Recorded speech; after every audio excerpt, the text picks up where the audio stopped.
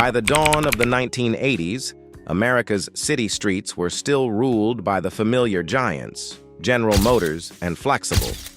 GM's futuristic RTS was rolling out with its space-age curves, while the flexible Metro carried on the boxy traditions of the 60s and 70s. Yet both companies were facing troubles. GM was beginning to retreat from the transit bus business, and Flexible was struggling with costs and changing regulations. For agencies across the country, especially the smaller ones with tighter budgets, the future looked uncertain. Out on the West Coast, however, a California builder known mostly for school buses saw an opening. Gillig had never been considered a heavyweight in the transit market, but the company understood what many agencies truly wanted. They didn't need a flashy, futuristic design. They didn't want an experiment. They needed a workhorse, sturdy, reliable, and easy to maintain. In 1980, Gillig stepped into that role with a brand new model. They called it the Phantom. From the beginning, it wasn't about style or showmanship. It was about dependability. It arrived quietly, without fanfare, but soon proved itself as the kind of bus that could handle the grind of everyday service. For transit riders and agencies alike, the Phantom would become more than just another option.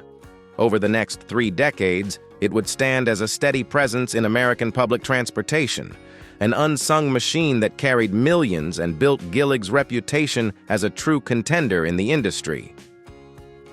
When the Phantom arrived in 1980, it broke no new ground in styling, but that was its greatest strength. Instead of chasing futuristic looks, Gillig focused on a body that was straightforward, durable, and easy to service.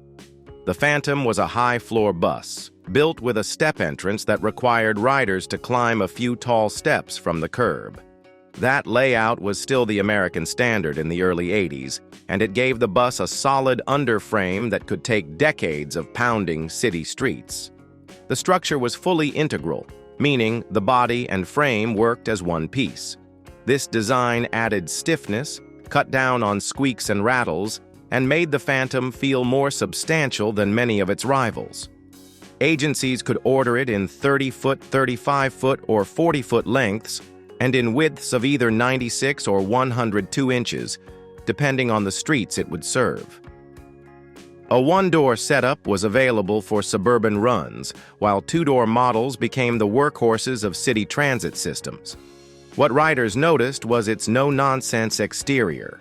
The squared corners, the slab sides, and especially the flat windshield gave it a look that was unmistakably utilitarian. Some orders included the signature slanted panel windshield on one side, a quirk that made many Phantoms instantly recognizable. It was never flashy, but that was exactly why agencies liked it. This was a bus built not to turn heads, but to keep wheels turning, and in that role, the Phantom excelled. The Phantom may have looked simple, but Gillig offered it in a range of forms to fit nearly any job. The most common was the standard transit version, a two-door coach with wide aisles and standee space, perfect for crowded city routes. These buses became the backbone of many mid-sized agencies, the sort of systems that needed reliability more than futuristic styling. For longer hauls, Gillig built the suburban Phantom. This version often carried only a single front door, traded the center standee space for rows of forward-facing seats, and could even be fitted with luggage racks. Agencies in commuter towns liked it because it could swallow up office workers in the morning and deliver them home in the evening with the comfort of an intercity coach, but without the price tag. Between 1986 and 1993, Gillig went further and produced a school bus Phantom.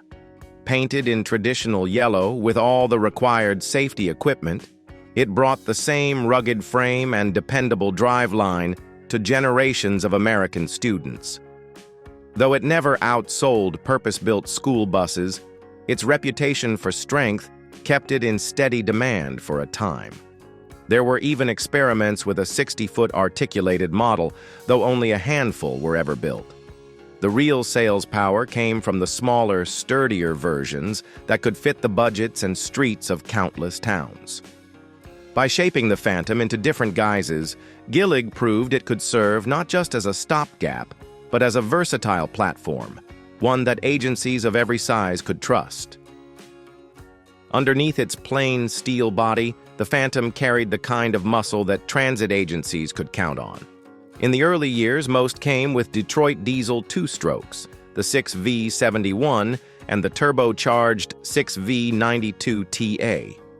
To anyone standing on the sidewalk, that meant the familiar scream and haze of a Detroit climbing through the gears, a sound that defined city streets for much of the 80s. As emission rules tightened in the 90s, Gillig offered newer choices. The Detroit Diesel Series 40 and Series 50 brought four-stroke technology, quieter operation, and cleaner exhaust. At the same time, agencies could order Cummins engines, ranging from the trusty L10 to later ISB, ISC, ISL, ISM, and even the big M11. Some systems tried Caterpillar diesels too, though they were far less common. All of these power plants were matched to heavy-duty automatic transmissions, most often Allison, though Voith and ZF units appeared in certain fleets. Together, they gave the Phantom an easy-driving character that operators praised: smooth launches, predictable shifts, and enough grunt to climb hills fully loaded. Gillig also dipped into alternative fuels as the industry changed. Beginning in 1992, the Phantom could be ordered with liquefied natural gas, LNG engines, a technology that stayed on the books until 1998. From 1996 to 1998, 2006, a small number were built as hybrids, marrying diesel engines with electric assistance at a time when the concept was still experimental. What tied all these options together was choice. Whether a city wanted the roar of a two-stroke or the cleaner breath of a modern Cummins, the Phantom delivered and kept right on rolling. When the Phantom debuted in 1980, no one gave much thought to accessibility. Like nearly every bus of its era, it was a high-floor coach, built with a steep set of steps at the front door. For most riders, that was simply the routine: climb aboard, drop a token, and find a seat. But for anyone in a wheelchair or even parents with strollers, those steps were a daily barrier. Everything changed with the passage of the Americans with Disabilities Act of 1990. The law required that public transit open its doors to all passengers, without exceptions. For high-floor buses like the Phantom, the answer was a hydraulic lift tucked into the stairwell. Riders in wheelchairs would wait as the lift unfolded with a whine of hydraulics, lifting them slowly to the floor level. It worked, but it was often slow, sometimes unreliable, and always drew attention. To ordinary passengers, the Phantom became part of the rhythm of city life. Its interiors were plain but serviceable: rows of vinyl-covered seats, big square windows, and the background growl of a diesel under load. Many remember the sound of doors slamming shut, the smell of warm upholstery on a summer day, and the jolt of standing in the aisle when the driver hit the brakes. By the late 90s, newer low-floor designs were proving more convenient, especially for seniors and disabled riders. Yet for decades, the Phantom carried America's commuters, students, and workers through the ordinary moments of daily life, quietly etching itself into memory. One of the most remarkable chapters in the Phantom's career came in Seattle. Between 2001 and 2003, King County Metro needed to replace a fleet of aging trolley buses, but didn't have the budget for an all-new order. The solution was ingenious: buy 100 Phantom gliders, bodies without engines, and transplant the electric drivetrains from the old coaches. It was a bold recycling project that saved the agency nearly $200,000 per bus, stretching taxpayer dollars while keeping service rolling. Those Phantom trolleys went on to serve Seattle faithfully for years, a living example of how rugged the design really was. Elsewhere, the Phantom proved equally adaptable. In college towns, it became the student shuttle of choice, hauling generations of undergraduates across sprawling campuses. In small cities, suburban models with single front doors carried commuters from park and ride lots into downtown, giving workers a reliable lift without the cost of big inner-city coaches. Even in large metropolitan areas, Phantoms filled key roles. Transit agencies liked them as fleet fillers, straightforward, easy to maintain, and ready to cover routes when more experimental designs struggled. They weren't flashy, but they were always there when needed. These stories highlight what made the Phantom so enduring. It wasn't just a bus. It was a platform flexible enough to be reinvented, whether as a diesel workhorse, a suburban commuter, or even a trolley. Wherever reliability mattered, the Phantom found a way to fit. By the mid-1990s, the industry was changing fast. Low-floor buses pioneered in Europe were proving their worth in American cities. They allowed riders with wheelchairs, strollers, or limited mobility to board without lifts, simply by rolling onto a floor just inches above the pavement. For agencies trying to comply with the ADA and improve efficiency, this was the future. Gillig understood the shift. In 1996 to 1997, the company introduced its new low-floor model, later branded the Advantage. While the Phantom continued to sell steadily, the handwriting was on the wall. More and more agencies began to phase in low-floor buses, reserving the Phantom for routes where rugged durability still mattered. Production carried on into the 2000s, but orders grew smaller. The once ubiquitous Phantom was now competing against not only Gillig's own low-floor coach, but also rivals like the Novabus LFS and New Flyer D40 LF. For some agencies, however, the Phantom remained attractive because it was familiar, proven, and built to last. In 2008, Gillig finally closed the book on the Phantom after nearly 3 decades. The company shifted entirely to low-floor designs, aligning with the new industry standard.